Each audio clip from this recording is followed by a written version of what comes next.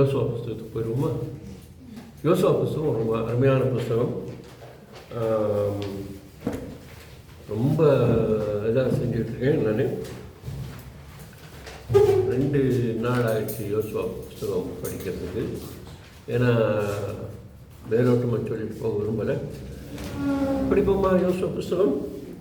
யோசுவா புஸ்தகத்தில் நம்ம இது வரைக்கும் அந்த புஸ்தகத்தினுடைய நோக்கம், அதனுடைய காலம், அதனுடைய ஆசிரியர், இதனுடைய வரலாற்று பின்னணிகளை தான் படிக்க முடிஞ்சது.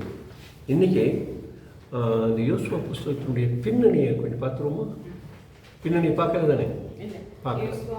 யோசுவா புஸ்தகத்தினுடைய பின்னணியிலிருந்து நம்ம சில முக்கியமான திறவுகோள் வசனம் படிச்சோம். அதான் நம்ம இப்போ பின்னணி, இந்த புத்தகத்துக்கான பின்னணியை நம்ம படிப்போம். பின்னணி, சரியா? அதாவது பேக்ரவுண்ட். பஞ்சாகமம் என்று சொல்லக்கூடிய 5 ஆகமம் அல்லது ஐநூலின் தொடர்ச்சியே இந்த புத்தகம். பஞ்சாகமம் அல்லது ஐநூல் அல்லது 5 ஆகமத்தினுடைய தொடர்ச்சி தான் இந்த யோசுவா புஸ்தகம். ஆனால் யோசுவா புஸ்தகம் இந்த 5 புஸ்தகத்துக்குள்ளே வர்றதில் வெளியே வந்துடுது. அது தனியாக ஒரு பாடமாக ஒரு புத்தக பிரிவில் வருது. இது ஒரு தனி புத்தகமாக நமக்கு வருது. இந்த புத்தகம் இஸ்ரேல் மக்களுடைய 15 வருஷ வரலாற்று நிகழ்வுகளை நமக்கு நினைப்பூட்டுகிறது. சரி, நான் இப்போ சொல்கிறேன், கேளுங்க, தயவுசெய்து என்ன கேளுங்க. உங்களால் நோட்ஸ் எடுக்க முடியலைங்கிற பட்சத்தில் பயப்பட வேண்டாம். என்ன, எந்த அளவுக்கு நோட்ஸ் எடுக்க முடியுமோ அது மாத்திரம் நோட்ஸ் எடுத்துருங்க. நோட்ஸ் எடுக்க முடியாத பகுதிகள் ஏதாவது இருக்குமானா இது உங்களுக்கு அனுப்பி வைக்கப்படும். வருதானே? அதனால் அதை கேட்டு எங்கே மிஸ் பண்ணிங்கிற இது பண்ணுங்கள். ஏன்னா இப்போ இடையில இப்படி டிஸ்கஸ் பண்ணும்போது நம்முடைய அந்த ஃப்ளோ போயிடும். பாடமும் நமக்கு குறித்த நேரத்தில் எடுத்து முடிக்க முடியாது. நான் நினைக்கிறேன் ஒரு மணி நேரம் தான் எடுக்க முடியும். 1 மணி நேரத்தோட குறைவாக தான் எடுக்க முடியும். இப்போ 1.5 மணி நேரம் ஆயிடுச்சு. ஸோ ஒரு 15 வருஷத்தினுடைய அந்த வரலாற்று நிகழ்வுகளை நாம் சிந்திக்கிறதான இந்த நேரம். இப்போ இந்த புத்தகத்தில் பார்த்தோம், இஸ்ரவேல் மக்கள் எகிப்திலிருந்து புறப்பட்டு வந்தார்கள். இவர்கள் வரும்பொழுது 40 வருஷம் ஒரு சுற்றி வந்தாங்க. 40 வருஷம் ஒரு சுற்றி வந்தாங்க. சுற்றி சில நேரங்களில் சுற்றி வந்தாங்க. அது நீங்கள் படிச்சிங்கன்னா ரொம்ப சுவாரஸ்யமாக இருக்கும். அப்படி சுற்றி வந்தவங்க யோர்தானுக்கு கிழக்கே வந்துடுறாங்க. கிழக்கு மேற்கு வடக்கு தெற்கு எதுங்கிறத தெரிஞ்சு வச்சுக்கோங்க. கிழக்கு மேற்கு வடக்கு தெற்கு எதுங்கிறத தெரிஞ்சு வச்சுக்கோங்க. அப்படி இந்த யோர்தானுக்கு கிழக்கு பகுதியில் இவர் வரும்போது அந்த இடம் அந்த நாட்களில் மோவாபின் சமவெளி என்று அழைக்கப்பட்டது. மோவாபின் சமவெளி. இந்த மோவாபியரை பற்றி நாம் கடவுளுக்கு சித்தமான படிப்போம். மோவாபியர்களை குறித்து ஒரு சின்ன தகவல்களை நான் உங்களுக்கு சொல்லுகிறேன். மோவாபியர்கள் வேதாகமத்தில் முக்கியமானவர்கள். பஞ்சாகமத்திலே படிச்சிருக்கணும், ஆனால் நம்ம அது படிக்க விட்டோம்னு நினைக்கிறேன். இவர்கள் பற்றி படிக்கிறது நல்லது. நான் அவர்கள் பற்றி ஒரு சின்ன குறிப்பு வருகிற நாட்களை சொல்லித்தரேன். இந்த மோவாபியர்களுடைய எல்லை, அதனுடைய அந்த சமவெளி பகுதிக்கு வந்துடுறாங்க. இந்த மோவாபு மக்கள் வாழ்ந்த இந்த பகுதி. மோவாபியர்கள் இஸ்ரவேலர்கள் அல்ல. மோவாபியர்கள் லோத்துக்கும் அவருடைய பிள்ளைகளுக்கும் பிறந்தவர்கள், தகப்பனுக்கும் மகள்களுக்கும் பிறந்தவர்கள். இஸ்ரவேலர்கள் சொல்லப்போனால் கானான் நாட்டினுடைய வாசலுக்கு வந்துட்டாங்க. கானான் நாட்டுடைய வாசலுக்குள்ளாக வந்துட்டாங்க. இன்றைய இஸ்ரவேல் என்று சொல்லக்கூடிய பகுதி தான் கானான் என்பது. இன்றைய இஸ்ரவேல் நாடு கானான். ஆனால் இன்றைக்கு இஸ்ரவேல் என்று சொல்வது மேப்பில், இன்றைக்கு உள்ள மேப்பில் பார்த்தீங்கன்னா கசமுசான் இருக்கும். இயேசுவானுடைய காலத்தில் இருந்து அல்லது அதுக்கு முன்பு பழைய ஏற்பாட்டு காலத்தில் இருக்கிற இந்த படங்களுக்கும் இன்றைய காலத்தில் இருக்கிற படத்துக்கும் நிறைய வித்தியாசங்கள் உண்டு. ஏன்னா கிபி 70வது ஆண்டில் இஸ்ரவேலர்கள் சிதறடிக்கப்பட்டார்கள் ரோமர்களால். அப்படி சிதறி போனவர்கள் பலர் இறந்து போனாங்க, பலர் பல ஊர்களுக்கு போனாங்க. அந்த வகையில் தான் நான் சொன்னேன், போன வகுப்பில் ஒரு சிலர் கேரளாவுக்கு வந்தாங்க, ஒரு சிலர் சென்னைக்கு வந்தாங்க, ஒரு சிலர் பாம்பே போனாங்க, ஒரு சிலர் கல்கத்தா வந்தாங்க. ஏன் அப்படின்னா எங்கெல்லாம் கடற்கரை இருக்கிறதோ அந்த கடற்கரையில் அவர்கள் குடியேற ஆரம்பித்தார்கள். ஏன்னா உயிருக்காக என்ன பண்ணாங்க, ஓடி வரும்போது அங்கங்கே கப்பலை பிடிச்சி அந்த நாட்களில் படகு போன்றவர்களை பிடிச்சி வந்தாங்க. நம்ம இப்போ சொல்லணுன்னா இலங்கை தமிழர்கள் அந்த போர்க்காலத்தில் கள்ளத்தோணின்னு சொல்லுவாங்க,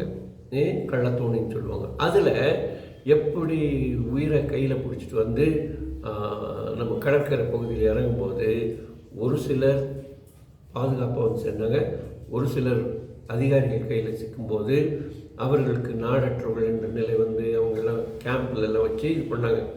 அந்த மாதிரி வந்தவர்கள் தான் இஸ்ரவேல் மக்கள். பல நாடுகளுக்கு போனாங்க, ஜெர்மனுக்கு போனாங்க, இங்கிலாந்துக்கு போனாங்க, அமெரிக்காவுக்கு போனாங்க, இப்படி பல நாடுகளுக்கு போனாங்க. உயிரை கையில் பிடிச்சிட்டு குடும்பம் செதறி போயிடுச்சு அப்படி போனவங்க. அதனால ஆனால் இந்த நாள் இது கிமுவில் நடந்த வரலாறு நான் இப்போ சொல்லிக்கிறேன். இந்த கிமுவில் கிறிஸ்துவுக்கு முன்னால் இஸ்ரவேல் மக்கள் எகிப்தில் அடிமைகளாக இருந்து எகிப்திலிருந்து விடுதலை பெற்று வரும்பொழுது யோசுவாவின் காலத்தில் மோசே இறந்து போகிறார். மோசே இறந்து போன பிறகு அந்த தலைமை பதவி யாருக்கு கிடைக்குது? யோசுவாவுக்கு கிடைக்கிறது. யோசுவா தலைவராக, தளபதியாக, தலகர்த்தராக எங்கே சேர்றாரு? மோவாபின் பள்ளத்தாக்கு அல்லது சமவெளியில் வருகிறார். சமவெளிக்கு வருகிறார், மோவாபின் சமவெளிக்கு வருகிறார். அந்த மோவாபின் சமவெளி தான் அன்றைய கானான் என்று சொல்லக்கூடிய இன்றைய அல்லது வேதாகமத்துடைய இஸ்ரேல் நாட்டினுடைய வாசல். அங்கே சேருகிறார். அங்கிருந்து தான் இந்த வரலாறும் தொடங்குகிறது. அந்த நாட்களில் இந்த கானான் என்று சொல்லக்கூடிய நாட்டில் பலவிதமான இனங்களை சேர்ந்த மக்கள் வாழ்ந்து வந்தார்கள். பலப்பட்ட இன மக்கள் வாழ்ந்து வந்தார்கள். அந்த நாட்களில் அவர்களெல்லாம் நகரங்களாக இருந்தன. சின்ன சின்ன நகரங்கள், பட்டணங்கள் என்று சொல்வார்கள். குறிப்பாக சொல்ல வேண்டுமானால் 7 விதமான மக்கள் இனங்கள் அந்த பகுதியில் வாழ்ந்து வந்தார்கள். ஆண்டவரும் இந்த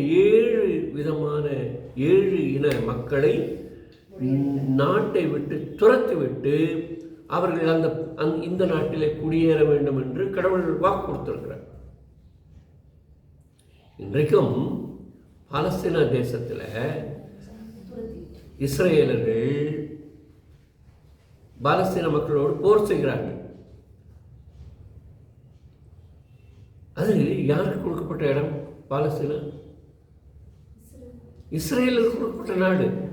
அதை இஸ்ரேலர்கள் 70வது ஆண்டில் அந்த நாட்டை காலி செய்துவிட்டு ஓடும்போது அந்த நாடு தனியாக இருந்ததுனால இன்றைய பாலஸ்தீனர்கள் என்று சொல்லக்கூடியவர்கள் அந்த நாடுகளை கைப்பற்றி விட்டார்கள். அப்படி கைப்பற்றினதுனால அந்த நாட்டின் மீது அவர்கள் இன்றைக்கு உரிமை கோருகிறார்கள். ஆனால் யூதர்கள் தங்களுக்கென்று உரிமை கோருகிறார்கள். இதுதான் வித்தியாசம். இதை ஒரு சில நாடுகள் அங்கீகரிக்கிறது, ஒரு சில நாடுகள் அங்கீகரிக்கவில்லை.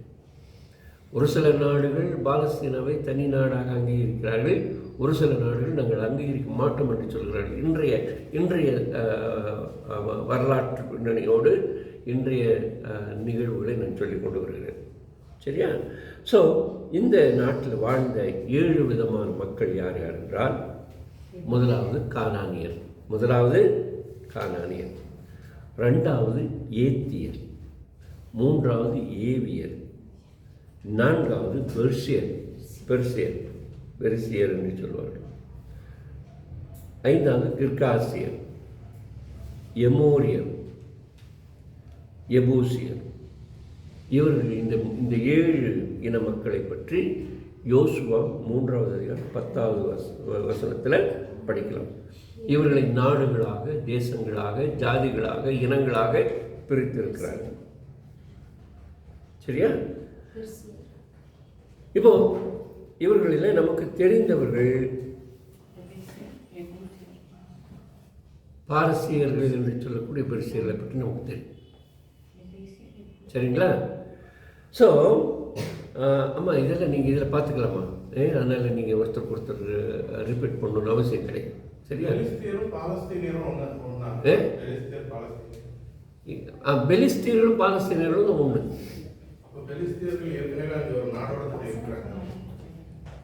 அந்த நாடு இவங்களுக்குள்ளதாக தான் இருந்ததில்லை. அவர்கள் ஒதுக்கப்பட்டுதான் வைத்திருந்தாங்க. சரி, இப்போ விஷயம் என்னன்னா, இந்த மக்கள் எல்லாம் பலரும் தங்களுடைய உண்மையான அடையாளத்தை இழந்து விட்டார்கள். அதுவும் குறிப்பாக கிபி 600க்கு பிறகு முகமதியம் அங்கே மேலோங்கும் போது அவர்கள் தங்களுடைய அடையாளத்தை இழந்து விட்டார்கள். இன்றைக்கு முகமதியர்கள் முழுக்க முகமதியர்கள். ஆனால் அங்கே போய் நீங்கள் பெர்சியரா, நீங்கள் கானானியரா அப்படின்னு சொன்னால் அவங்களுக்கு தெரியாது. நாங்கள் முஸ்லீம்ஸ், அவ்வளோதான். இன்னும் சொல்ல வேண்டுமானா, இன்றைக்கு முஸ்லீம் நாடுகளில் இருக்கிற முகமதியர்கள் அல்லது முஸ்லீம்கள் பலர் கிறிஸ்தவர்கள், பலர் யூதர்களாகவும் இருந்திருக்கலாம். பலர் பல்வேறு இனங்களை சேர்ந்தவர்களாக இருந்திருக்கிறார்கள். இப்போ கிபி 600க்கு பிறகு முகமதிய மார்க்கம் பலமாக வேர்கொள்ளும் போது அவர்கள் வலுக்கட்டாயமாக முகமதிய மார்க்கத்துக்கு மாற்றப்பட்டார்கள்.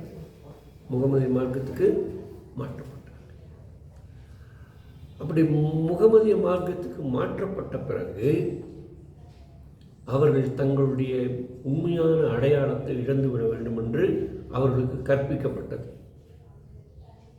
இன்னைக்கு நாம் எல்லாம் இருக்கோம். இன்னைக்கெல்லாம் நாம் எல்லாம் கிறிஸ்தவர்கள். நம்ம என்ன சொல்கிறோம்? இந்த அம்மா என்ன சொல்கிறாங்க?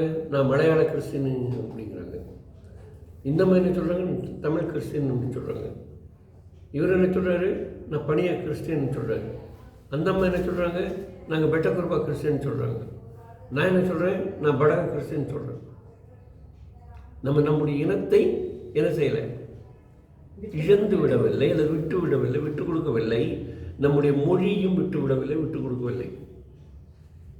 அவர்களுக்கு ஒரு பொதுவான மொழியை அவர்கள் ஏற்றுக்கொள்ளும்படியாக செய்து, அதை ஒரே விதமான மொழி அவங்கள வலுக்கட்டாயமாக அந்த மார்க்கத்தினுடைய கொள்கைகளை பின்பற்றும்படியாக செய்கிறார்கள். அதனால் அவர்கள் பெரும்பான்மையானவர்கள் தங்களுடைய இனத்தை இழந்து விட்டார்கள். இப்போ நமக்கு பொதுவாக சொல்கிறோம் மலையாள முஸ்லீம்ஸ் அப்படின்னு, மாப்பிளாஸ் மலையாள முஸ்லீம்ஸ். ஆனால் அவங்களுக்குள்ள எத்தனையோ விதமான இனங்கள் இருந்திருக்கிறது. அவர்களில் ஒருவரை பார்த்து நீங்கள் உங்கள் பெற்றோர் அந்த காலத்தில் பணியர்களாக இருந்தாங்க தானே, அங்கே இல்லைல்லோ அப்படிம்பாங்க. நீங்கள் ஈழவர் தானே, அங்கே இல்லைல்லோ, நாங்கள் மாப்பிள்ளை கிறிஸ்டியன் மாப்பிள்ளை முஸ்லீம்ஸ் அப்படின்னு தான் சொல்லுவோம். ஏன்னா அவங்க மழுங்கடிக்கப்பட்டாங்க, மறுக்கப்படப்பட்டாங்க. ஆனால் கர்த்தருக்கு ஸ்தோத்திரம், நாம் நம்முடைய இனத்தை இன்றைக்கும் நமக்கு இனத்தோடு நம்ம இது வந்துடும். அதுக்காக ஒரு சிலர் ஜாதி பற்றி பேசுவாங்க. ஜாதி அந்த இடத்துல நான் சொல்லலை. இப்போது நிறைய பேச்சு இந்த நாட்களில் வருது, இந்துக்களை போல கிறிஸ்தவர்களும் தங்களுடைய ஜாதிய வெறியே இந்த இதை வச்சுருக்காங்க அப்படின்னு சொல்லுவாங்க. ஆனால் அது எல்லா இடங்களிலும் இல்லை, எல்லா இதுலையும் இல்லை. ஒரு சிலர் அப்படி இருக்கலாம், எல்லாரும் இல்லைம்மா, எல்லாரும் இல்லை, ஒரு சிலர் இருக்கலாம், ஒரு சிலர் இருக்கலாம்.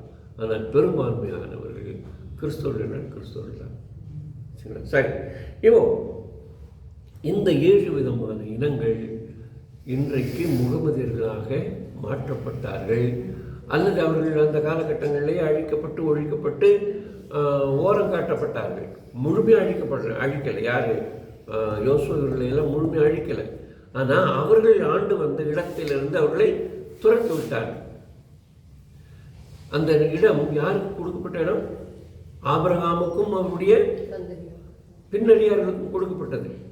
ஆபிரகாமுக்கும் அவருடைய பின்னடியார்களுக்கும் கொடுக்கப்பட்டதை யார் இப்போ அதிகாரம் பண்ணிட்டு இருக்கிறது? எபூசியர்கள், பெர்சியர்கள், கானானியர்கள் போன்றவர்கள். அதனால யோசுவா அதிகார ரீதியாக அதிகாரப்பூர்வமாக அவர்களை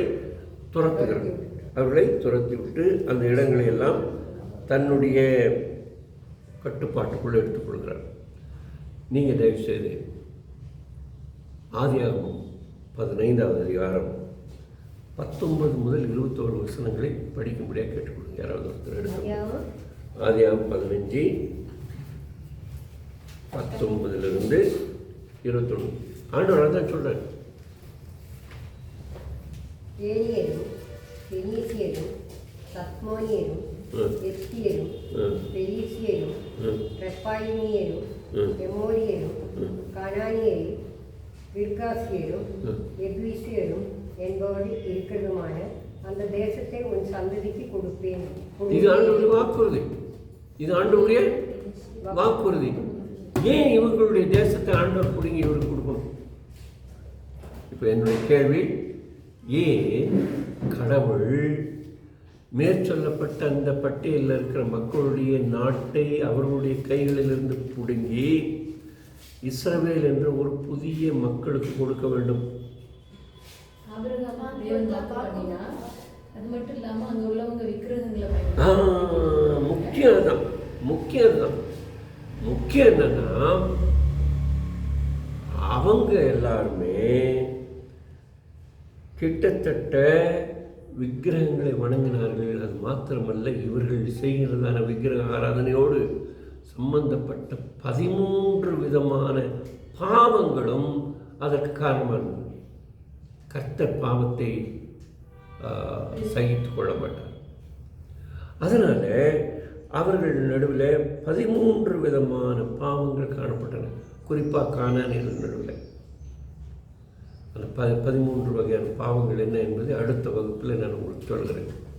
13 வகையான கானானியர்கள் செய்து கொண்டிருந்த 13 வகையான பாவங்கள் என்ன என்று இதில் குறிப்பாக சொல்ல வேண்டுமானால், இவர்கள் நாக வழிபாடு செய்தவர்கள், பாம்பு வழிபாடு செய்தவர்கள்.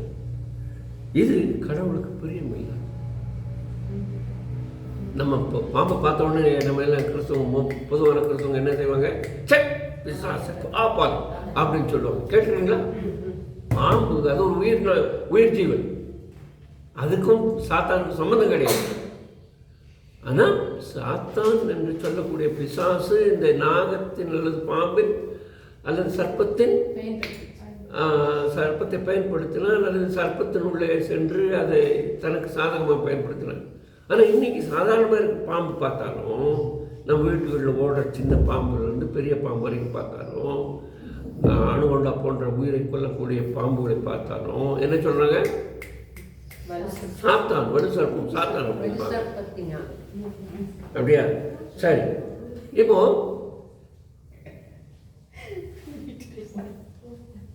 இது சாதாரண பாம்பு சாத்தான் ஆகாது. ஆனால் அந்த சாத்தானை அந்த பாம்பை சாத்தான் பயன்படுத்துகிறான். இப்போ நீங்களும் நானும் தேவர்கள் அல்ல, நீங்களும் நானும் தேவர்கள் அல்ல. ஆனால் ஆண்டவராகிய இயேசு கிறிஸ்து நம்மை தேவர்களாக மாற்றுகிறார்,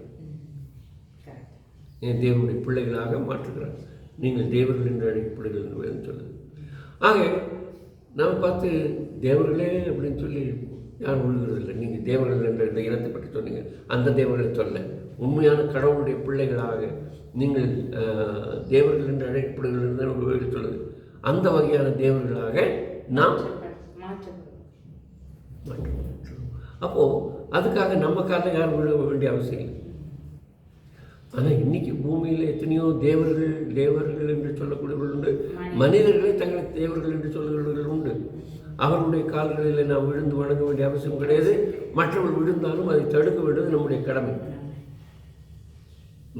ஏனென்றால் மனிதன் தான்.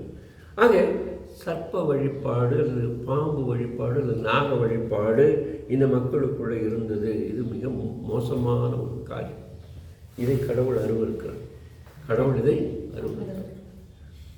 அடுத்து மிக முக்கியமானது, இந்த மக்கள் மத்தியில் சிறு குழந்தைகளை கடவுளுக்கு பலியாக நெருப்பில் எறிந்து விடுவார்கள்.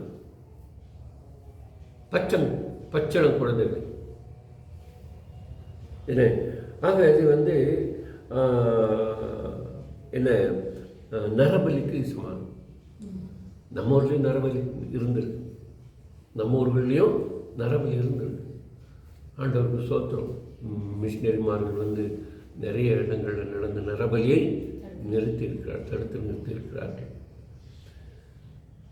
ஆக இப்படிப்பட்ட அருவருப்பான காரியங்கள் இதனால கடவுள் இந்த மக்களை அருவருத்தார். அதனால கடவுளை உண்மையாய் பின்பற்றக்கூடியவர்களுக்கு அந்த நாட்டை கொடுக்க வேண்டும் என்று விரும்பினார். ஏன் அந்த நாட்டினுடைய சிறப்பு என்ன? எதற்காக அப்படி கொடுக்க வேண்டும் என்று விரும்பினார்? ஏனென்றால் இந்த நாட்டிலே மாத்திரம்தான் பாலும் தேனும் ஓடும். இந்த நாட்டிலே மட்டும்தான் பாலும் தேனும் ஓடும். பாலும் தேனும் எப்படி ஓடுது? நான் ஏற்கனவே சொல்லியிருக்கேன். எப்படி ஓடும்? இயற்கையாகவே மாடுகள் அதிகமாக வளரக்கூடிய இடம் இஸ்ரவேல் நாடு. இன்றைக்கி நம்ம ஊரில் கூட மாடு வச்சுருக்காங்க, வெரைட்டி மாடுகள். அதில் ஒரு குறிப்பிட்ட மாட்டை பற்றி சொல்லுவாங்க. என்னது? ஜெர்சி மாடு. ஜெர்சி மாடு ஏன் அதிகமாக மக்கள் விரும்புகிறாங்க? அதிகமான பால் கொடுக்குது. இந்த ஜெர்சி மாடுடைய பூர்வீகம் எங்கே? இஸ்ரேல். அதனால் இந்த ஊரில் இருக்கிற இந்த ஆடுகளுடைய பால்களை கறக்க முடியாது. மாடு குட்டிகள் கொஞ்சம் தான் குடிக்கும். மீதமுள்ள பால் அப்படி தேங்கி நிற்கும். தேங்கி நிற்கிறது தானே என்ன ஆகிடும்? ஒழிவிடும். அது மாத்திரம். அதனால் அது ஒரு காரியம். ரெண்டாவது, மாடு வைத்திருக்கிறவர்களுக்கு தெரியும், மடியில் பால் இருக்கக்கூடாது. அது அந்த அந்த உயிருக்கு ஆபத்து. அதனால் பாலை கறந்து மாடுகளுக்கு ஊற்றி விடுவாங்க. மாடை குடிக்கிறதுக்கு கொடுத்துருப்பாங்க. நான் ஏற்கனவே சொல்லியிருக்கேன் நினைக்கிறேன். நீலகிரி மாவட்டத்தில் சில ஊர்களுக்கு பேர் பாலூர் அப்படின்னு.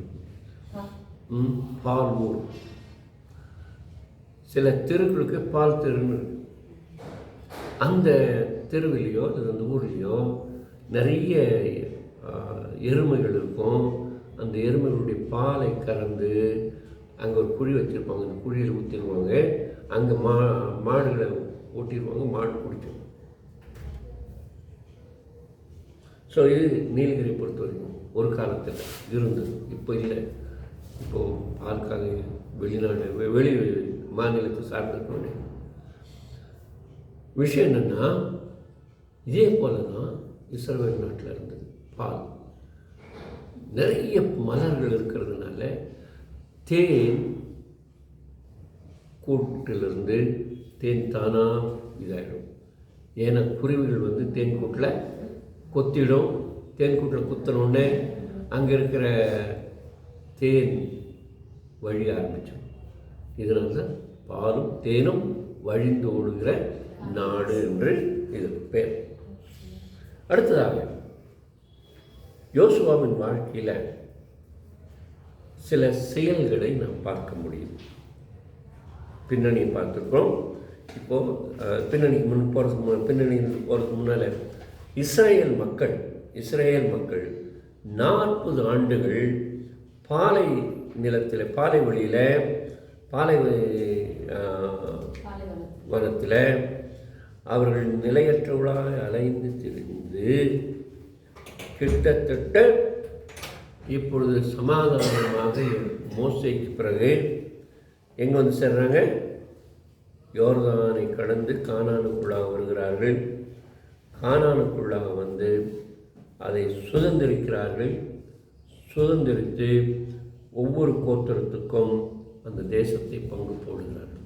ஒவ்வொரு தேசத்துக்கும் தேசத்தை பங்கு போடுகிறார்கள். ஒரு காலத்தில் வேட்டைக்கு போவாங்க. வேட்டைக்கு போயிட்டு வந்துட்டு அந்த காலத்தில் தராசு இருக்காது. வேட்டைக்கு போய் வேட்டையாடிட்டு வந்து அந்த மாம்சத்தை கறியை என்ன செய்வாங்க? பங்கு போடுவாங்க. இது உங்களுக்கு ஸோ கூர் போடுறது. அதுபோல் இஸ்ரேல் மக்கள் நாட்டை கூர் போடுவதற்கு யோசுவாவை தேவன் பயன்படுத்தினார். இப்போது யோசுவாவின் வாழ்க்கை, அவருடைய மற்ற செயல்பாடுகளை பார்க்கும்போது யோசுவா யாருடைய மகன் என்று நாம் பார்த்தோம்? நூன் என்பவருடைய மகன். இவர் எகிப்து நாட்டிலே பிறந்தவர். நான் போன முறை சொன்னேன், யோசுவாவுடைய காலத்தில் பிறந்தவர்கள் பல ஆயிரங்கள் அல்லது லட்சங்கள் இருந்திருக்கக்கூடும். அதே அவர் பிறந்த நாட்கள், அதே காலகட்டத்தில் அவர்களில் ஒருவரும் இந்த வாக்குத்தத்தம் பண்ணப்பட்ட நாட்டுக்குள்ள போகவில்லை, யோசுவாவும் காலேபும் தவிர. இவர்கள் இஸ்ரவேலிலிருந்து வெளியேறின அந்த காலகட்டத்துக்கு பிறகு பிறந்தவர்கள் தான் இஸ்ரவேல் நாட்டிலிருந்து இந்த பஸ்கா பண்டிகை கொண்டாடினாங்களே, முதல் பஸ்கா பண்டிகை கொண்டாடி முடித்த பிறகு பிறந்த பிள்ளைகள் தான் எங்கே போனாங்க? வாக்கு கொண்டப்பட்ட தேசத்துக்கு போனாங்க. பஸ்கா பண்டிகைக்கு முன்னால் பிறந்தவர்கள் ஒருவரும் போல. பஸ்கா பண்டிகை கொண்டாடுவதற்கு முன்பு இருந்த இஸ்ரவேல் மக்கள் ஒருவர் கூட என்ன செய்யல? எகிப்திலிருந்து போனவர்கள் இஸ்ரவேல் நாட்டுக்குள்ளாக போகவில்லை. பஸ்கா பண்டிகைக்கு முன்பாக பிறந்தவர்களில் 2 பேர் போனாங்க. யார்? யோசுவாவும் காலேபும். அதனால் நாம் எல்லாரும் பரலோகத்துக்கு போகக்கூடியவர்கள். நாமும் இந்த ஓட்டத்தில் பொறுமையோடு ஓடாமல் போனால் நாமும் நமக்கென்று வாக்கு பண்ணப்பட்ட பரலோக ராஜ்யத்துக்குள்ளாக போக முடியாது என்ற எச்சரிக்கிற புத்தகம் இந்த புத்தகம். சரி, யோசுவாவின் காலத்தில் இஸ்ரவேல் மக்கள் மிகவும் கொடுமைப்படுத்தப்பட்டார்கள் எகிப்து நாட்டில். அந்த கொடுமைகளை கண்ணார பார்த்தவர் யோசுவா. காலேபும் யோசுவாவும் அந்த காட்சியை கண்ணார பார்த்தவர். இவர்களை எகிப்திலிருந்து மீட்டு ஆண்டவர் பெரிய செயல்களை மீட்பதற்காக ஆண்டவர் செய்த பெரிய பெரிய செயல்களை பார்த்தவர்கள். நமக்கு பைபிளில் 10 குறிப்புகள் சொல்லப்பட்டு 10 வாதைகள்.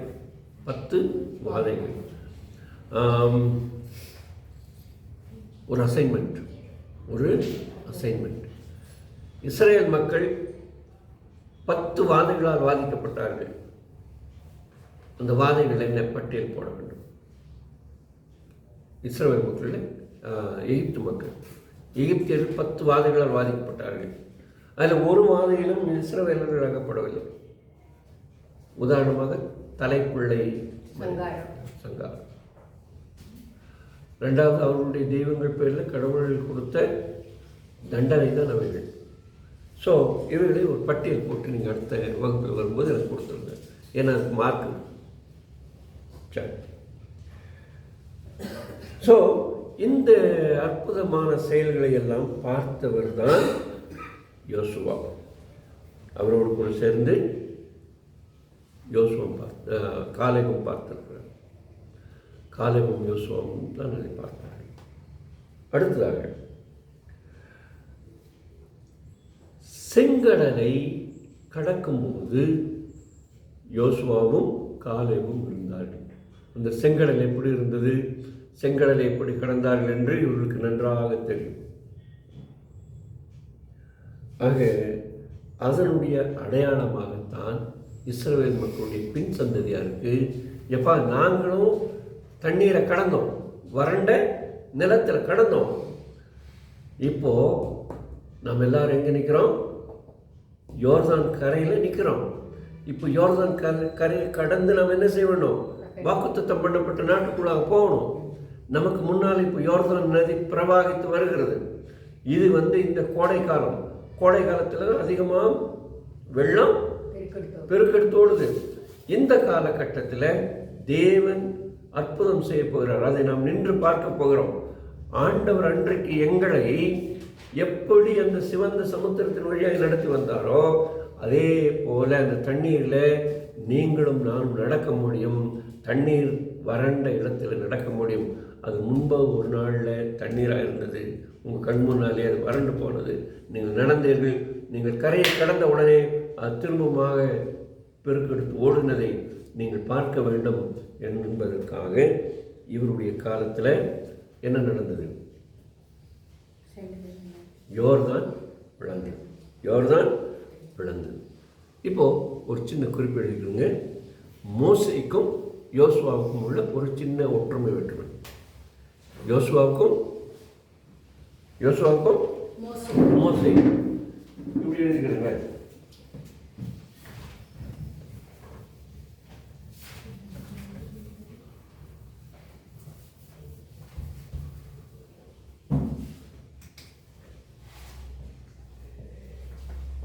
மோசே யோசுவா எப்படி போட்டுருங்க. இங்கே நான் இப்போ மோசையை பற்றி சொல்கிற குறிப்புகள், இங்கே யோசுவா பற்றி சொல்கிற குறிப்புகள் எழுதிக்கிறாங்க வேகம். ஒரு 5 ஒற்றுமை வேற்றுமைகள். ஒரு 5 ஒற்றுமை வேற்றுமைகள். மோசே செங்கடலை கடந்து சென்றார். மோசே செங்கடலை கடந்து சென்றார். யோசுவா செங்கடலையும் யோர்தானையும் கடந்து சென்றார். யோசுவா செங்கடலையும் யோர்தானையும் கடந்து சென்றார். 2வது, மோசே எகிப்தின் அடிமை தலையிலிருந்து விடுவித்தார். மோசே இஸ்ரேல் மக்களை எகிப்தின் அடிமைத்தனத்திலிருந்து விடுவித்தார். யோசுவா எகிப்தின் அடிமைத்தனத்திலிருந்து விடுவிக்கப்பட்டவர்களை ஆசீர்வாதத்துக்குள்ளாக வழிநடத்தினார். ஆசீர்வாதத்துக்குள்ளாக வழிநடத்தினார். 3வது, மோசே விசுவாசத்தின் காட்சியை காண்பித்தார். விசுவாசத்தின் காட்சியை காண்பித்தார். நீங்கள் சுதந்திரிக்க போகிற தேசம் இதுதான் பாருங்கள் என்று அந்த மலை உச்சியிலிருந்து காண்பித்தார். காண்பித்து விட்டு அங்கேயே காலமாயிட்டார். அப்படிதான் சொல்றது வேதம். உபாகம புஸ்தகம் கடைசியில் மோசே இஸ்ரவேல் மக்களுக்கு அந்த மலை உச்சியிலிருந்து பார்த்தார்.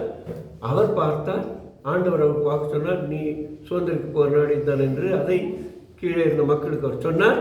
சொல்லிவிட்டு அங்கே காலமாகிவிட்டார். ஆனால் விசுவாச காட்சியை கொடுத்தார். விசுவாச காட்சியை கொடுத்தார். இப்போ இந்த விசுவாச வாழ்க்கைக்குள்ளாக யோசுவா இவர்களை நடத்தினார். விசுவாச வாழ்க்கைக்குள்ளாக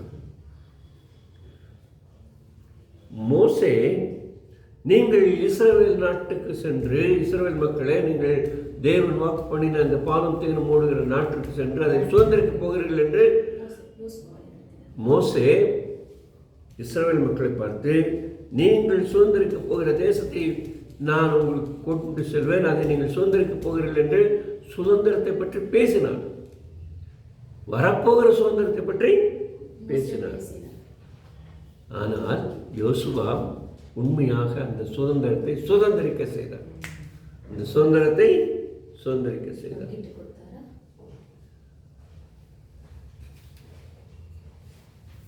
மோசே உபாகமத்தில் எதிர்பார்ப்பை பார்க்கிறோம். மோசேயின் வாழ்க்கையில் யோசுவா உபாகம புஸ்தகத்தில் ஒரு பெரிய எதிர்பார்ப்பை பார்க்கிறோம்.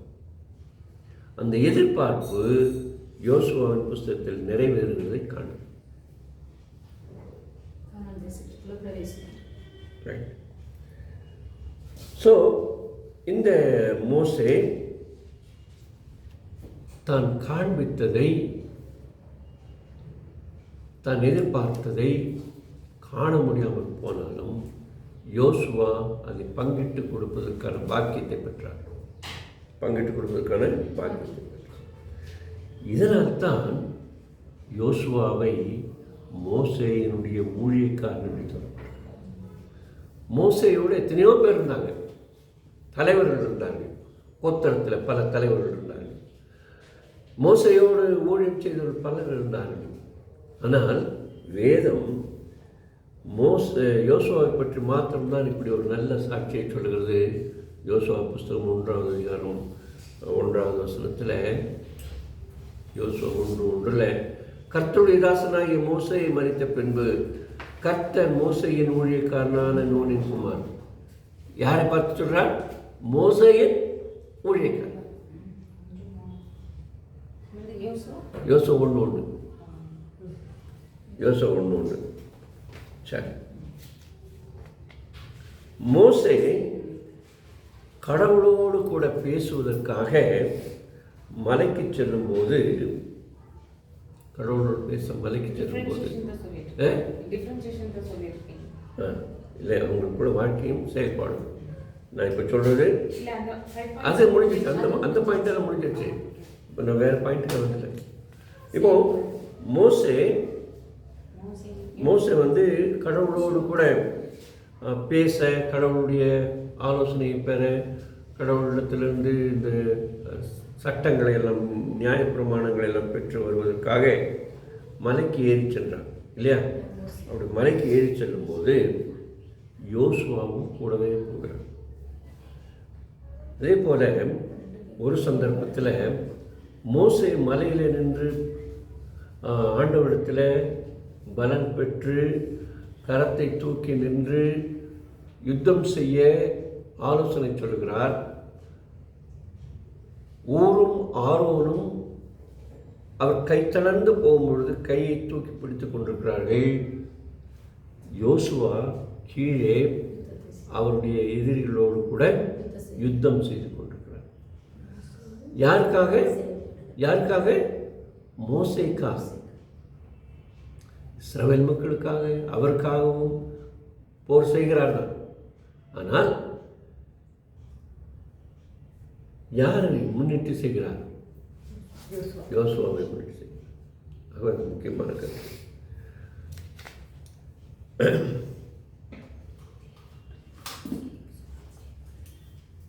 ஆக யோசுவாவின் புஸ்தகம், யாத்திராவின் புஸ்தகம் 24ஆவது அதிகாரம் 12-13 வசனங்களை படித்துக் கொள்ளுங்கள். இந்த யோசுவா யாத்திராவும் 24-12-13 வசனங்கள், 13-14 வசனங்கள்.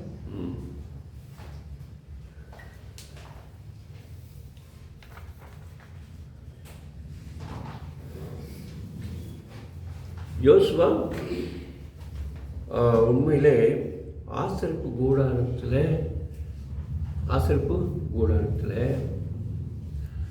மோசையோடு கூட நின்று அங்கேயும் ஊழியம் செய்கிறார்.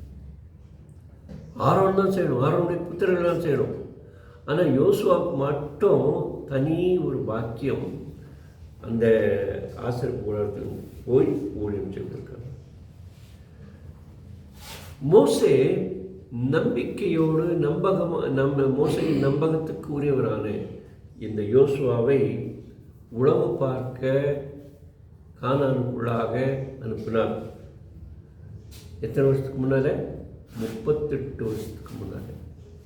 இந்த கானான் நாட்டை சுதந்திரிக்கிறதுக்கு 38 ஆண்டுகளுக்கு முன்பதாக அவர் அனுப்பினார்.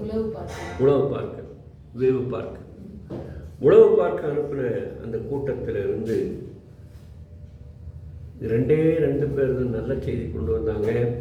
மெஜாரிட்டி 10 பேர் கெட்ட செய்தி கொண்டு வந்தாங்க. அதனால் மெஜாரிட்டியா மைனாரிட்டியா எது முக்கியம்? ஆண்டவருக்கு மைனாரிட்டி தான் முக்கியம். சரி, இப்போ இந்த 2 பேர், இந்த மைனாரிட்டி குழுவில் இருந்த இந்த 2 பேர் தான் வாக்குத்தத்தம் பண்ணப்பட்ட நாட்டுக்குள்ளாய் போனார்கள். ஆண்டவர் அவர் சொன்னபடி கெட்ட செய்தியை கொண்டு சென்ற அந்த 10 பேரும் வழியிலே அழிந்து போனார்கள். வழியிலே அழிந்து போனார்கள். யோசுவாவின் குணநலன்கள் அவரது அர்ப்பணிப்பிலே விளங்குகிறது. எண்ணாகமத்தில் 14வது அதிகாரம் 6-8 வரைக்கும் உள்ள பகுதியில் நம்ம அதை பார்க்கலாம். எண்ணாகமம் 14வது அதிகாரம் 6வது வசனத்திலிருந்து 8வது வசனம் வரைக்கும். யோசுவாவை பற்றி ஒரு முக்கியமான குறிப்பு என்னவென்றால், யோசுவா கடவுளுக்கு பயந்தவர். யோசுவா கடவுளுக்கு பயந்தவர். ரொம்ப தைரியசாலி, ரொம்ப தைரியசாலி. 3வது, தலைவருடைய கட்டளைக்கு ஏன் என்று கேட்காமல் கீழ்ப்படுகிறவர். ஏன், எதற்கு என்ற கேள்வி கேட்காமல் கீழ்ப்படுகிறவர். அது மாத்திரமல்ல, இவரிடத்தில் நல்ல ஆவிக்குரிய சிந்தை காணப்பட்டது. ஆவிக்குரிய சிந்தை நிறைந்தவராக. இந்த கருத்துக்களை யோசுவாவின் புஸ்தகம் 3:5, யோசுவாவின் புஸ்தகம் 3:5, 5:14, 10:25, 11:15 ஆகிய வசனங்களை வாசிக்கலாம். யோசுவா 3:5, யோசுவா 3:5, 5:15, 14, 5:14, 10:25, 11:15. மோசே மரணமடைகிறார். மோசே மரணமடைந்தவுடனே தேவன் மோசேயின் மூலமாக யோசுவாவை தெரிந்து கொள்கிறார். ஜனங்களை வழிநடத்துவது.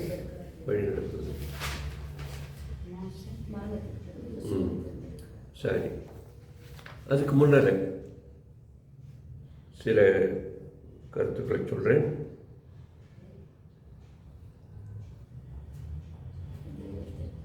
கானானியர், ஏத்தியர். ஏத் என்றால் பயங்கரமானவர். ஏத்தியர் என்றால், ஏத் என்றால் பயங்கரமானவர். ஏவியர், இவர்களை குறித்து அதிகமான குறிப்பு எதுவும் இல்லை வேதாகமத்தில். பெர்ஷியர், பெரிசியர், இவர்களை குறித்து ஒரு சில குறிப்புகள் இருக்கிறது. அவர்களை நான் உங்களுக்கு சொல்வதாக சொல்லியிருக்கிறேன். பெரிசியர்.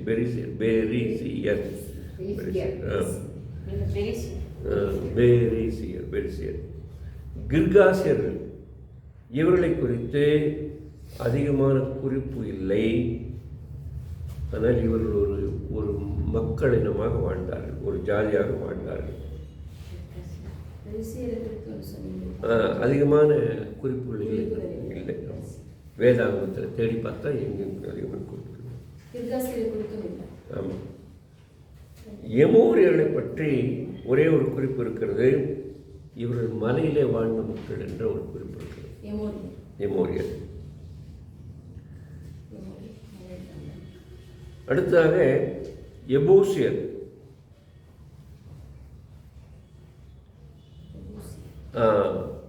எபூசியர்களை பற்றி ஆதியாகமம் 10:16 ஒரு குறிப்பு உண்டு. 10:16 குறிப்பு உண்டு. இந்த 10:16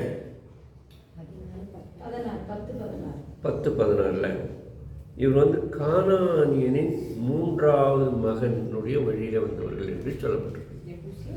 10-14 16வது வசனம். ஆதியாகமம் 10வது அதிகாரம். ஆமாம், அதில் வந்து அவருடைய இந்த கானானியனுடைய வம்சத்தில் வந்த 3வது மகன். சரி, கானானிய 3வது மகன்.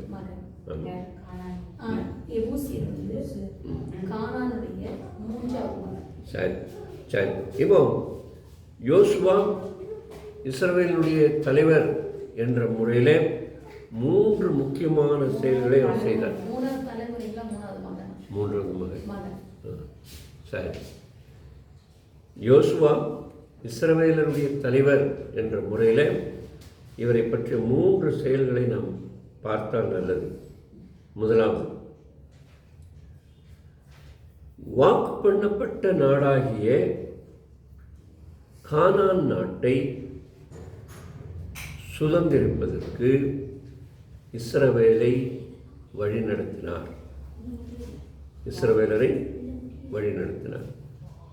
இரண்டாவது, இஸ்ரவேலரின் 12 குலத்தாரையும் இஸ்ரவேலரின் 12 குலத்தாரையும் அல்லது குலத்தாருக்கும் இஸ்ரேல் நாட்டை அவரவர்களுக்கு ஏற்ற விதமாக பங்கிட்டு கொடுத்தார். ஆமாம் ஆமாம். அதில் வந்து அவர் ஒன்றும் முகம் பார்த்து பாரபட்சம் அல்லது பட்சபாதம் பாரபட்சம் ஒன்றும் காட்டவில்லை. அதுதான் முக்கியம். தலைவருக்குள்ள முக்கியமான தகுதி பாரபட்சம் பார்க்கக்கூடாது. இன்றைக்கி நிறைய தலைவர்கிட்ட பாரபட்சம் இருக்குது. கலரை பார்ப்பாங்க, பணத்தை பார்ப்பாங்க, எல்லாம் இதெல்லாம் இருக்கும். அந்த வகையில் இந்த இது. மூன்றாவதாக, இஸ்ரவேலர் கடவுளோடு செய்த உடன்படிக்கையை இவர் மீண்டும் புதுப்பிக்க மக்களை வழிநடத்தினார். பெரிய காரியம். அவர்களுடைய உடன்படிக்கையை ரினியூ செய்வதற்கு அவர் செயல்பட்டார். ஆக தேவனோடு இவர்கள் செய்த உடன்படிக்கையானாலும் சரி, தேவன் இவர்களோடு செய்த உடன்படிக்கையாக இருந்தாலும் சரி, அந்த உடன்படிக்கையை புதுப்பிக்க வேண்டும், ரினியூ பண்ண வேண்டும். நிறைய வேளைகளில் கவர்மெண்ட் வந்து வருஷத்தில் ஒரு முறை நம்ம செய்த ரெஜிஸ்ட்ரேஷனை புதுப்பிக்க சொல்லுவாங்க. வச்சுங்களா, நீங்கள் சொசைட்டி ஆக்ட்லேயோ ட்ரஸ்ட் ஆக்ட்லேயோ செய்தீங்கன்னா அந்த வருஷத்தில் ஒரு முறை என்ன செய்வாங்க, புதுப்பிக்கணும்பாங்க.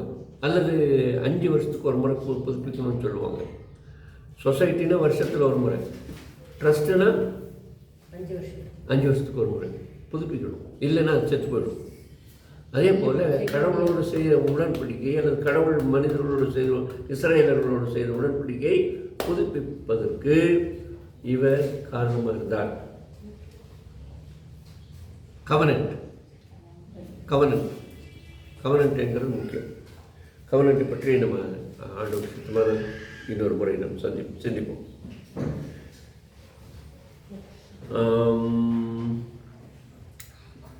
ஒரே ஒரு குறிப்பை மாத்திரம் பார்த்து நம்ம இந்த நாடு வகுப்பை முடித்துக் கொள்ளலாம். இந்த புத்தகத்தை நாம் 2 பெரும் பிரிவுகளாக பிரிக்கலாம்.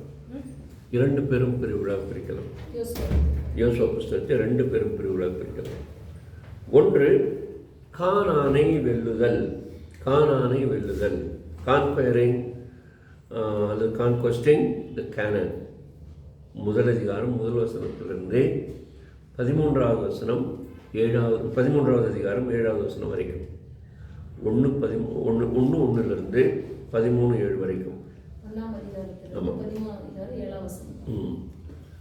முதல் 5 அதிகாரத்தில் அந்த நாட்டுக்குள்ளாக அவர்கள் நுழைகிறார்கள்.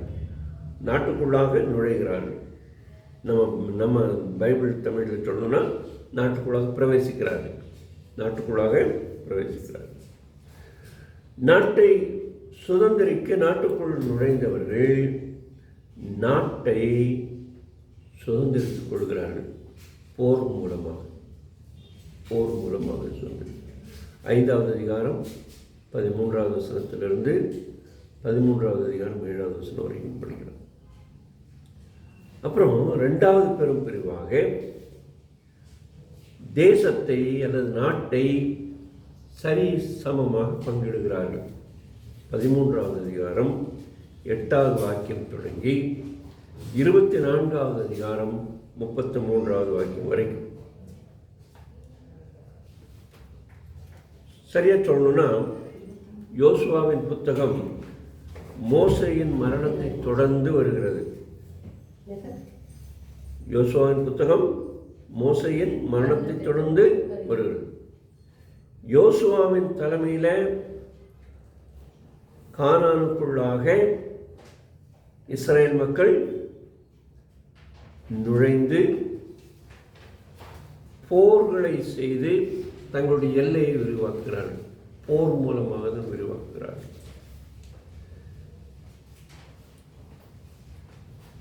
இதனைத் தொடர்ந்து யோசுவா இஸ்ரவேல் குலத்தவருக்கு கானான் நாட்டை நான் ஏற்கனவே சொன்னது போல பட்சபாதம் இல்லாமல் பாரபட்சம் இல்லாமல் பங்கிட்டு கொடுக்கிறார்.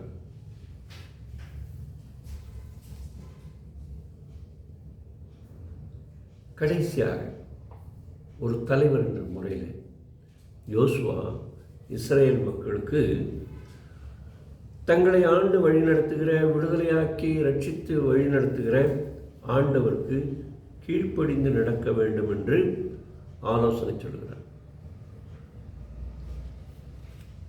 ரொம்ப முக்கியமானது. 22வது அதிகாரத்திலிருந்து 24வது அதிகாரம் வரைக்கும் ரொம்ப முக்கியமானது. அவர் சொல்கிற ஆலோசனை மிக மிக முக்கியமானது. அங்கதான் சொல்றாரு, நீங்கள் கடவுளுக்கு பயந்து நடப்பது உங்களுக்கு கடினமானால் நீங்கள் உங்கள் விருப்பத்தின்படி நடந்துக்கிடுங்க, உங்கள் விருப்பத்தின்படி நடந்து கொடுங்க. ஆனால் நானோ என் குடும்பத்தாரோ என்ன செய்வோம்? ஆண்டவராகிய தேவனையே பின்பற்றி நடப்போம். ஆண்டவராகிய கடவுள் எங்களுக்கு போதும், அவரை மாத்திரம் நாங்கள் பின்பற்றுவோம். அந்த வாக்கு தத்துவத்தை நிறைய வீடுகளில் இன்னைக்கு மாட்டி வச்சிருக்காங்க. நானும் என் வீட்டாரும் என்றால் கர்த்தரையே சேர்ப்போம். அதற்கான பின்னணியை நம்ம அந்த பகுதியில் படிக்க முடியும். அந்த வசனத்தில் பின்பற்றி அதனுடைய முடிவில் யோசுவா மரணம் அடைகிறார். யோசுவாவை அடக்கம் செய்கிறார்கள். ரொம்ப மிக மிக துக்கமான ஒரு நிகழ்வு. மிக மிக ரொம்ப நன்றி உள்ளவராக இருக்காங்க. ரைட். இப்போது இந்த புத்தகத்தில் அடுத்த வகுப்பில் நம்ம இந்த புத்தகத்தில் காணப்படுகிறதான மிக முக்கியமான மனிதர்கள், முக்கியமான நிகழ்வுகள், ரொம்ப ரொம்ப முக்கியமானது. உதாரணமாக யோசுவா, ராகாப், காலேப், அப்புறம் ஒத்தானியேல். இந்த 3-4 பேர் முக்கியமானவர்கள். யோசுவா, ராகாப், ஒத்தானியேல், காலேப். அதை பற்றி நம்ம அடுத்த வகுப்பில் விரிவாக படிப்போம். சரியா? நடந்த நிகழ்வுகளில் யோர்தானை கடந்து போதல்,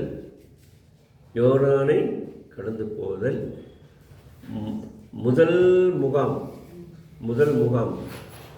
முதல் சுன்னத் அல்லது விருத்த சேதனம், முதல் சுன்னத், முதல் பஸ்கா. அப்புறம் வேதம் சொல்லுது, யோசுவா புஸ்தகத்தில் தான் மன்னா நின்று போயிடுச்சு. அது வரைக்கும் சோம்பேறிகளாக ஆண்டவர் மாற்றி வச்சுட்டார். பிழைக்கிறதுக்கு உழைக்க வேண்டிய அவசியம் இல்லைன்ட்டார். ஏன்னா நானே உன்னுடைய தேவையை சந்திக்கிறேன்ட்டார். வானத்தை பார்த்தா கிடைச்சிடும்.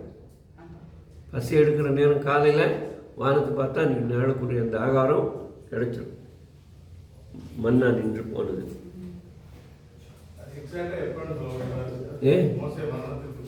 அது மோசே மரணத்துக்கு பிறகு அவங்க தேசத்தில் போய் முதல் கனி சாப்பிட்றாங்க, இந்த தேசத்தினுடைய முதல் கனியை. இவங்க விதைச்சே இல்லை, இவங்க விதைச்சு இல்லை, ஏற்கனவே இருக்கவங்க விதைச்சு வச்சிருந்தாங்களே. இந்த ஜனங்கள் எல்லாம் துரத்தணுன்னு கிடக்கிற இதெல்லாம் எடுத்து சாப்பிட்டோன்னே மறுநாளுக்கு நின்று போச்சு. முதல் நாள் சாப்பிட்டாங்க அந்த தேசத்தினுடைய கனியை, திராட்சை, மாதுளம், இந்த பழங்கள் எடுத்து சாப்பிட்டாங்க, தேன் எடுத்து சாப்பிட்டாங்க. அவ்வளோதான், ஃபினிஷ்டு. அதுக்கு பிறகு நின்றுச்சு. மன்னா பல நாட்களுக்கு நினைவாக தான் இருந்தது உடன்படிக்கை பெட்டிக்கு முன்னாலே. அதுவும் அப்படியே. சரி, இப்போ இங்கே கடவுள் இவருக்கு சேனைகளின் அதிபதியாய் காட்சி கொடுக்கிறார். சரி, ஸோ அடுத்ததாக இவர்கள் எப்படி எரிகோவை கைப்பற்றினார்கள், ஆய் என்ற நாட்டில் எப்படி வெட்கப்பட்டு போனாங்க அப்படிங்கிற நிலைகளெல்லாம் பார்ப்போம். அப்புறம் வானத்தில் இருக்கிற சூரியனுக்கும் சந்திரனுக்கும் கட்டளிட்டு அதை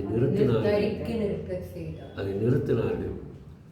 அந்த அந்த உண்மையான வரலாற்றை நாம் படிக்கப் போகிறோம்.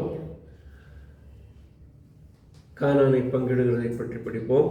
யோசுவாவின் கடைசி உடன்படிக்கையை பற்றி நாம் சிந்திப்போம்.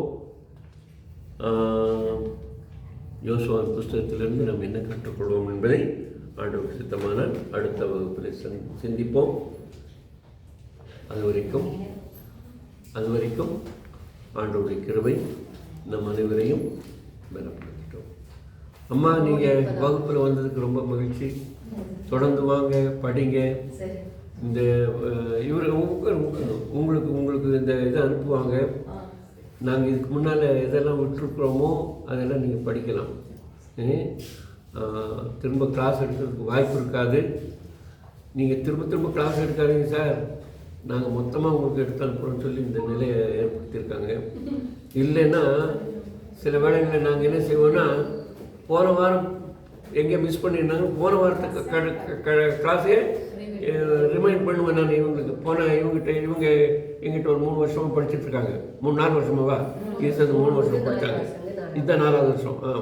இவங்களுக்கு நான் ஒரு முதல் வகுப்பில் சிலர்லாம் வரமாட்டாங்க. அவங்க வராதவங்களுக்கு வேண்டி திரும்ப சொல்லி கொடுத்துட்ருப்பேன். ஏன்னா நான் அவசரமாக நடத்திட்டு ஓட விரும்புறதில்லை. அந்த இது அவசியம் இல்லை. ஏன்னா இது வாரத்தில் ஒரு நாள் கிளாஸு அப்படின்னு சொல்லி நமக்கு இந்த சிஸ்டத்தை கொடுத்துருக்காங்க. உங்களுக்கு உங்கள் வீட்டுக்கு அனுப்பிடுவாங்க, நீங்கள் படிச்சுக்கலாம். ஆண்டவர் உங்களை ஆசீர்வதிக்கணும். இன்றைக்கி ஏதாவது வகுப்பில் சந்தேகங்கள் அல்லது புதிதாக தகவல்கள் எதாவது சொல்லலாம்னு சொல்லலாம். சந்தேகங்கள்லாம் கேட்கலாம். ஜெபம் பண்ணி சாப்பிட்றதுக்கு முன்னாடி சந்தேகம் இருக்கா? சம்சயம் உண்டோ? எல்லாம் மனசிலையோ? கொஞ்சம் முடிஞ்சிச்சு, கொஞ்சம் புரியல. மற்றவங்களுக்கு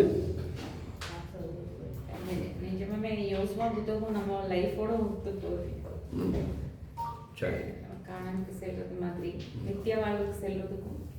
ஆமாம், இது முக்கியமானது. ஜெபம் பண்ணுவோம். பிதாவே,